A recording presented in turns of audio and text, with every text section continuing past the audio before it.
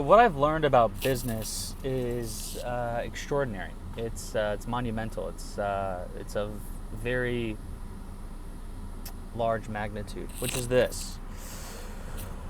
I had such an employee mindset, and I've never even been an employee. I've been like a contractor my whole life. Actually, I have been an employee. I used to wash dishes and bag groceries.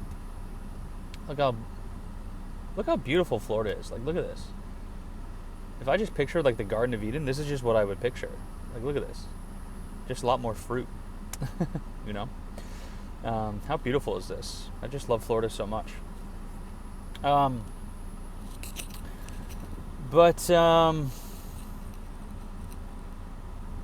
one thing I learned about business is that it's like a relationship, right? Because the way I looked at business was, this isn't perfect. We need to stop everything. We need to, everyone stop.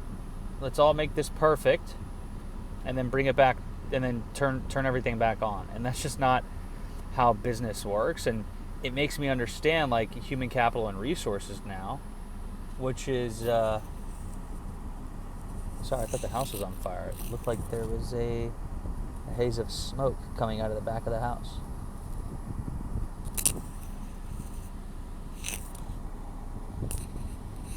Okay.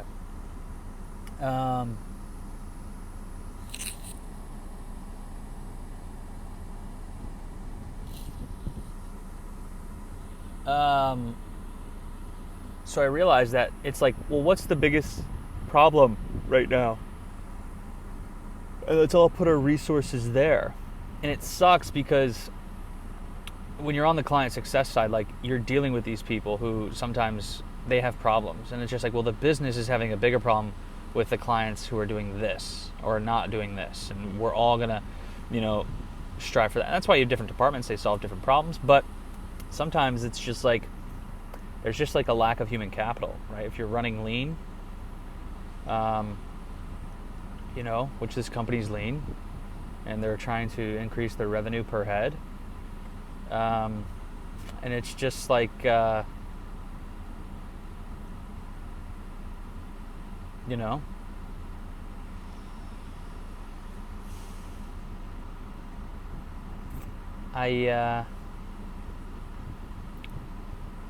I just realized it now. I just realized it, right? And that's just something I didn't realize before. And it's a super big realization for me because it's very employee mindset to like want everything perfect. It's like a relationship. Like, I want to be perfect before I get into a relationship. It's like, no, being in a relationship is how you become perfect. Right? So it's like, because you're not going to be aware of your triggers unless you're in a relationship. So if you think you can work on your triggers, right? And then that's another thing, is that you're kind of front loading, right? Where if you're like, okay, this is what I need to work on. It's like, well, you should let the person that you're in a relationship tell you what you need to work on, right? Or at least they'll be a good soundboard, Some of them can very much not be, and they're just not a good fit. So same thing for business. If you have an avatar that you're not supposed to be serving, giving you feedback, you probably shouldn't listen to that, because that's not the person you're trying to attract.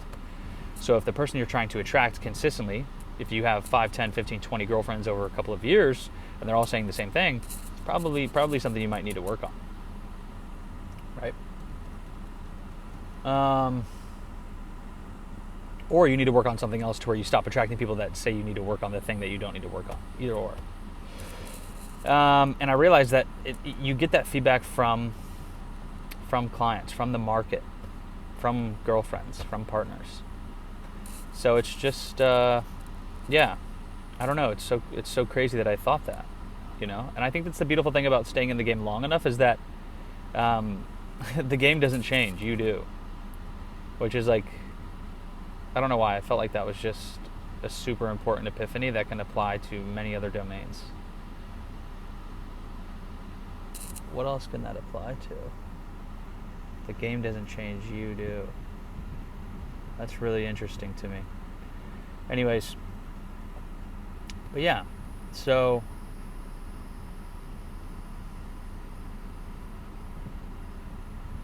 yeah, I used to just be in this employee mindset where I was just like, everything needs to be perfect. Like, this is wrong, this is wrong, this is wrong. And then the CEO was like, yeah, you're right. You bring up a really good point, Paul. What do you propose? And I was like, one, I was shocked because he was asking me for my advice, and I didn't feel like I was on that level. So that really just like, whoa, it made me take things like way more seriously, and it made me realize that, oh shit, these people are human. Like, they're trying to build a business. Like, and if all we're doing is like, this is wrong, this is wrong, this is wrong, this is wrong, it's like, sometimes they don't have the answers, you know? And that is where my gripe came from, was that I thought they were like, in business, I had these unconscious beliefs that the CEO and the COO and any C-suite, they have all the answers, they know what to do, and that's why they're that. And it's like, no. And this actually changed it for me. And I was like, wait, then I could be a CEO and COO. Because if you don't know the answers and I don't know the answers, what makes you different than me? Because I thought that's what made you different, right? And that was even another epiphany. It was just their willingness to be in a position of not knowing but still doing. And I was like, oh, fuck. Like, that's the difference. And, you know, you hear people say this. You hear Alex Hormozi say this and shit like that. But for some reason, like, hearing people say shit that I've never experienced before just doesn't land in my brain. You know? It, like, doesn't register. Like, I just hear it and I'm like, oh, wow. Oh, I'm going to repeat that like a fucking parrot. Yeah. Blah, blah, blah, blah, blah, blah, blah, blah, blah, blah, blah. This guy who's doing $500 million a year, you know? And I'm doing nothing, you know? But I'm going to say what he said and make it mine. Blah, blah, blah, blah, blah. And it's just like, oh, shit, wait. Now I get it now. Like, what the fuck? God, I love this. I don't know if you guys can hear that. Are they cicadas? Are they crickets? What are they? So beautiful. I could sleep out here. Wow, that sounds so amazing. It's just like this hum, this buzz from nature. Nature's music, nature's soundtrack. Anyways, so yeah, they're just like, yeah, the plane is fucking missing this wing. Like, what can we do? You know? And I was like, that's your job. It's like, no, it's not the CEO's job. At least the experience that I'm having here. And it's making me realize what makes the CEO the CEO. And it's like, okay, shit. So there's 8 things wrong with the plane. What is the most vital? What will actually cause the plane to crash and burn right now? We need to solve that first. The other 7 things, while we want to serve them, which is another epiphany I had, was like, oh, these people are evil people that I work for. And it's like, no. They're human, and we only have so many hours in a day, and we only have so many units of productivity that we can, you know, expel. It's just like, what can we work on that's going to give us the biggest return on our units of productivity, which are finite, you know? What's going to give us a bigger return on our finite units of productivity, you know, which can decrease over time, by the way, you know, in a day. So it's like, let's pick something to work on and let's work on it. And it's just like, oh, fuck, this is what building a business is like. And I feel like so many people, because I remember I tried running a couple businesses, tried doing a real estate team, tried doing a solar business, was running a high-ticket sales training company, and tried running my own AI coaching business that I actually did run, but it just made so little money. It made like less than like $5,000 a month or something like that. MRR, by the way, 5 to 7 EBITDA. But yeah, it just made me realize, like, just take something and bring it to the market, and then they'll tell you what to work on. And then that's not a bad thing. Like, if you have clients that are just like, oh my God, like, this isn't fucking perfect, and then they're not going to be our clients, then you're not my client then. I'm here to get better. I'm not here to be perfect, right? And I am here to be perfect, but I can't be perfect with the first client, right? Perfection is something that is gained with, you know, many, many clients, right? And there's a trade-off. You got a cheaper price, right? You got more one-on-one time, right? You got more personal stuff, right? Where, you know, the last client, yes, they're going to have a more perfect experience, but they're going to pay for that. They're going to pay way more than you paid for, right? They're not going to deal with me personally, and it's going to be done with someone else, right? And it's just, so it's a trade-off. And it's just like, I just thought if I built a business, I had this imaginary belief that I needed to bring product to the market to the first client as if it already went through 10,000 clients. And that's just not how it goes. That's not how evolution goes, relationship-wise. That's not how business happens.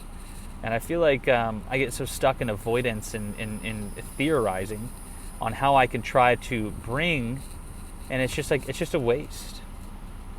Like, of that potential energy, it's wasted. It's like, just make it kinetic. Like, bring it to the market and take the hits, right? So, super, super huge, because something shifted in me. I had like a come to Jesus moment with this, where if you watch the previous video, where I had this client just completely switch on me out of nowhere, and it just really helped me realize what everyone else at the company was trying to tell me that I just wasn't listening to, and I thought they were the problem and I was the problem, and that's really it's really tough to admit, you know.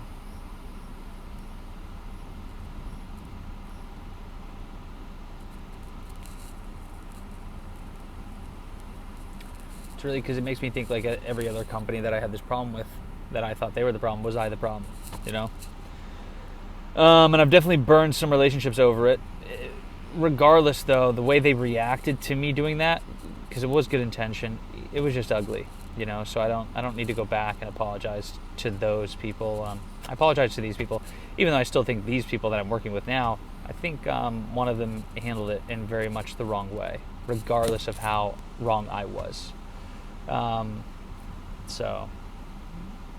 anyways, I was still wrong for sure. So yeah, I'm gonna end the video there. Big realization, big growth.